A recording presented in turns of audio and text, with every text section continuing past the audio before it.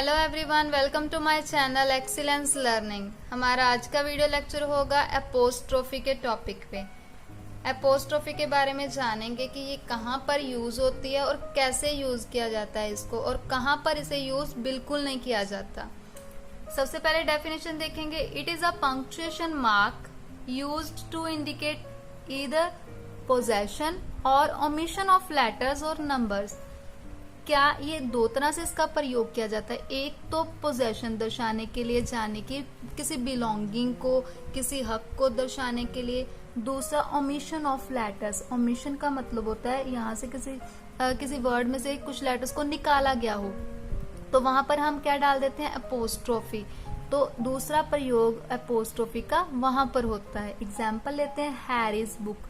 किसकी बुक है, हैरी की। ये पोजेशन दर्शा रहा है, तो इस पे क्या करेंगे, हम एपोस्ट्रोफी का प्रयोग करेंगे। बॉयज कोट्स, लड़कों के कोट, यहाँ पर भी एपोस्ट्रोफी का यूज किया गया क्योंकि पोजेशन है। कांट, ये हमने क्या किया, कैन और नोट, इसको जोड़ करके कांट लिखा, तो यहाँ पर एन ओ, इन दोनों की ओमिशन हुई है, यानी कि इन दोनों को हमने हटा दिया है, निकाल दिया है। तो इन दोनों को निकाल करके हमने किसका प्रयोग किया, एपोस्ट्रोफी का। इसको हम कॉन्ट्रैक्शन बोलते हैं। अगर आपने कॉन्ट्रैक्शन के बारे में और जानना है, समझना है, क्योंकि वो स्पीकिंग में बहुत ज्यादा जरूरी होती है, तो इसके लिए आप मेरा कॉन्ट्रैक्शन वाला वीडियो लेक्चर देख सकते हैं, क्योंकि उसमें मैंने ट्रिक्स भी बताई हैं जिससे आपको कॉन्ट्रैक्शंस इजीली लर्न हो जाएं। इसी तरह डजंट, इसको डज प्लस नॉट, हमने क्या किया, ओ को हटा करके, ओ को ओमिट करके एपोस्ट्रोफी डाल दी और बन गया डजंट। ये भी एक कॉन्ट्रैक्शन है। तो ये दो इस्तेमाल होते हैं एपोस्ट्रोफी के मेन। आगे हम देखेंगे कि कहाँ पर, how and where to use apostrophe, कहाँ पर और कैसे इस्तेमाल करेंगे एपोस्ट्रोफी का। First rule, to show possession by a singular noun. अगर कोई सिंगुलर नाउन है तो उसके साथ क्या रूल है, कैसे एपोस्ट्रोफी यूज करनी है। Add apostrophe s to the singular form of the word. वो वर्ड सिंगुलर होना चाहिए, तो हमने क्या करना है, एपोस्ट्रोफी और एस डाल देना है। वो वर्ड चाहे तो एस लेटर के साथ एंड हो, चाहे ना हो, लेकिन हम क्या करेंगे, अगर सिंगुलर है तो एपोस्ट्रोफी एस डाल देंगे। एग्जाम्पल देखते हैं, Ram's hat is beautiful. Ram की हैट सुंदर है। ये हमने किसको एपोस्ट्रोफी यूज करी है इस सेंटेंस में, hat off Ram is beautiful. Ram की हैट ब्यूटीफुल है, और इसको हम कैसे लिख सकते हैं, राम्स हैट इज ब्यूटीफुल। यानी कि का है, की है, के हैं, इन सब के लिए हम एपोस्ट्रोफी का यूज कर सकते हैं, क्योंकि ये सब क्या कर रहे हैं, पोजेशन को बता रहे हैं। इसके लिए हम इन सब की जगह पे, मेनली ऑफ की जगह पे, हम क्या कर सकते हैं, एपोस्ट्रोफी यूज करते हैं। आई नीड राम्स बुक, मुझे राम की बुक चाहिए। किसकी बुक चाहिए, राम की। या इसको ऐसे लिखें, I need book of Ram, तो बुक ऑफ राम को हमने कैसे लिख दिया, राम्स बुक।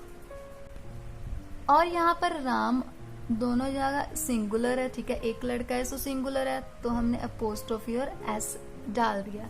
सेकंड रूल देखेंगे, उसमें क्या है, अगर तो हमारा जो नाउन है वो प्लूरल है और ऐसा प्लूरल जिसके एंड में एस आ रहा है, तो हम सिर्फ एपोस्ट्रोफी लास्ट में डालेंगे, हम साथ में एक एक्स्ट्रा और एस नहीं लगाएंगे। जैसे देखिए, यह है गर्ल्स ड्रेसेस। अगर तो एक लड़की की बात हो तो हम लिखेंगे, एक लड़की की बात हो तो हम लिखेंगे गर्ल्स ड्रेस, पहले एपोस्ट्रोफी और फिर एस। ये बताएगा कि किसी एक लड़की की बात हो रही है। लेकिन अगर तो एस पहले है और एपोस्ट्रोफी बाद में है, जाने कि ये प्लूरल है, लड़कियां, तो ये सेंटेंस का मीनिंग होगा लड़कियों की ड्रेसेस, ड्रेसेस ऑफ गर्ल्स, बहुत सारी लड़कियां, प्लूरल, ठीक है। द हाउसेस रूफ्स, और यहाँ पर भी एस के बाद एपोस्ट्रोफी, जाने कि यहाँ पर भी एक से ज्यादा घरों की बात हो रही है।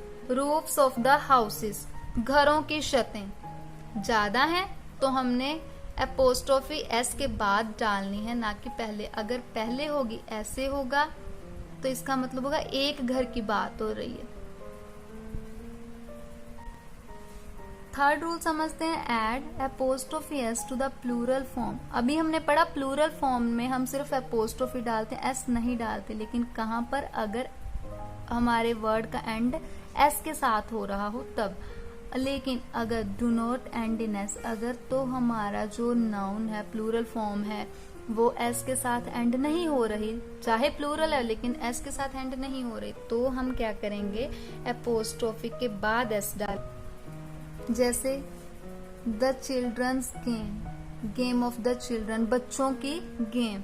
बच्चे अब ज्यादा हैं, चिल्ड्रन है, ऑब्वियसली ये क्या है, प्लूरल फॉर्म है, लेकिन एंड किसके साथ हो रही है, एन के साथ, ना कि एस के साथ। तो यहाँ पर एपोस्ट्रोफी कैसे यूज करेंगे, एपोस्ट्रोफी के बाद एस डालेंगे, ना कि एस के बाद एपोस्ट्रोफी डालेंगे।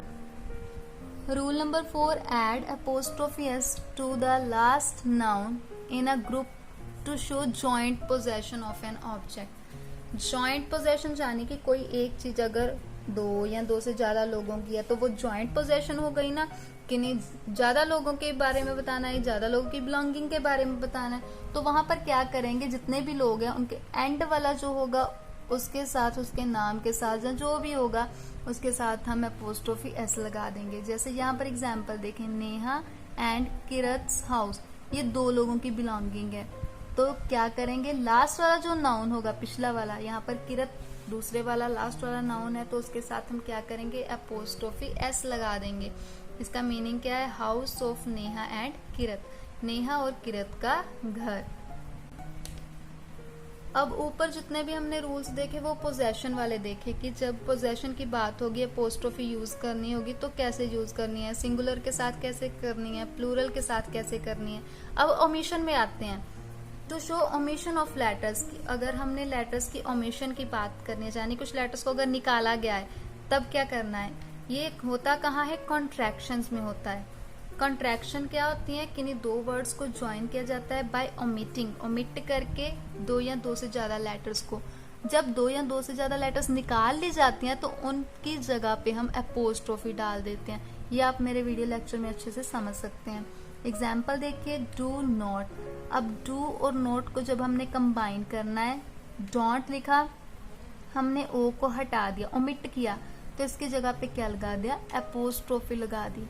ऐसे ही कैन नॉट, हमने यहाँ पर एन और ओ को हटा करके एपोस्ट्रोफी लगा दिया। शैल नॉट, हमने यहाँ पर क्या किया, SHA ऐसे ही लिखा और O और डबल L को हटा दिया, तो ये बन गया शान। तो ये तीनों क्या है, कॉन्ट्रैक्शंस, और इनमें क्या यूज किया गया है, एपोस्ट्रोफी को।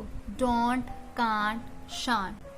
अगला रूल देखिए, to form plurals of letters, numbers, symbols. जब हमने लेटर्स का, नंबर्स का, सिंबल्स का प्लूरल फॉर्म बनाना था तब भी हम एपोस्ट्रोफी यूज करते हैं। अब कैसे करते हैं ये देखेंगे। Neha got A's in all subjects. Neha है, उसे ए ग्रेड मिला है सभी सब्जेक्ट में से। अब ए सिर्फ एक लेटर है, लेटर के साथ सभी में उसको ए मिला है, ए ग्रेड मिला है, तब सबके साथ यानी कि वो प्लूरल फॉर्म है। जब प्लूरल आ जाए तो हम क्या करेंगे, लेटर में जो प्लूरल आ जाए तो हम क्या करेंगे, उसको एपोस्ट्रोफी एस डालेंगे, ना कि ऐसे लिखेंगे एज। ये नहीं बनेगा कि उसको हर सब्जेक्ट में एज मिले हैं। हम क्या करेंगे, लेटर को जो प्लूरल बनाएंगे तब हम एपोस्ट्रोफी का यूज करेंगे। ऐसे ही अगली एग्जाम्पल है, there are 4 5s in my phone number. Phone number है, उसमें 5 जो आ रहा है 4 बार आ रहा है, तो हम ये नहीं बोलेंगे देयर आर 4 5s, ऐसे नहीं लिखेंगे। हम क्या लिखेंगे, एपोस्ट्रोफी डाल के इस प्लूरल को लिखेंगे, क्योंकि एक नंबर है। सिंबल के साथ भी ऐसे ही होगा, सिंबल्स के साथ that printed page has too many ampersands on it। इस सिंबल को एम्परसेंड बोला जाता है। कोई प्रिंटेड पेज है, उसमें ये जो सिंबल है बार बार आ रहा है, तो ये प्लूरल बन गया क्योंकि ज्यादा बार आ रहा है। तो हम क्या लिखेंगे, इसको एम्परसेंड डाल के एपोस्ट्रोफी एस के साथ लिखेंगे। तो ये तो हमने जाना कि कहाँ कहाँ पर एपोस्ट्रोफी का इस्तेमाल किया जाता है, लेकिन कुछ ऐसे भी जो वर्ड्स हैं जिनके साथ हम एपोस्ट्रोफी का यूज नहीं करते, वो देखेंगे हम। Do not use apostrophes with possessive pronouns. Possessiveness की जहां भी बात आती है हम यूज करते हैं अपोस्ट्रोफी, लेकिन जब भी पोजेसिव प्रोनाउन की बात आएगी तब हम अपोस्ट्रोफी को यूज नहीं करेंगे। देखिए जैसे जहां पर एग्जाम्पल है, that house is ours. Ours एक अपोस्ट्रोफी डाल के लिखा गया है, एक अपोस्ट्रोफी के बिना लिखा गया है, तो ये वाला सही है। हम बोल रहे हैं दैट हाउस इज आर्स, वो घर हमारा है, तो हमारा पोजेसिवनेस शो हो रही है, लेकिन यहाँ पर हम अपोस्ट्रोफी का इस्तेमाल नहीं करते, तो ये रॉन्ग है और ये इनकरेक्ट है। ऐसे ही दैट पेन इज हर्स, वो पेन उसका है, यहाँ पर उसका है पेन, तो पोजेसिवनेस शो हो रही है, यानी कि बिलोंगिंग बताई जा रही है, लेकिन यहाँ पर भी एक प्रोनाउन है ना, तो हम प्रोनाउन वाली पोजेसिवनेस के साथ कभी भी अपोस्ट्रोफी का इस्तेमाल नहीं करते, तो ये रॉन्ग है और ये वाला करेक्ट है। दीज बॉल्स आर योर्स, ये बॉल्स आपकी हैं, यहाँ पर भी पोजेसिवनेस शो हो रही है, लेकिन ये अपोस्ट्रोफी वाला नहीं, हम योर्स लिखेंगे अपोस्ट्रोफी के बिना। तो कभी भी पोजेसिव प्रोनाउन के साथ अपोस्ट्रोफी यूज नहीं की जाती। होप आपको अब समझ आ गया होगा कि कहाँ पर अपोस्ट्रोफी यूज करते हैं और कैसे करते हैं और कहाँ पर अपोस्ट्रोफी का यूज नहीं करते। तो आपको ये, अगर आपको मेरा वीडियो पसंद आए तो आप इसको लाइक करें, शेयर करें और मेरे चैनल को सब्सक्राइब करें। Thank you for watching my video. Thank you.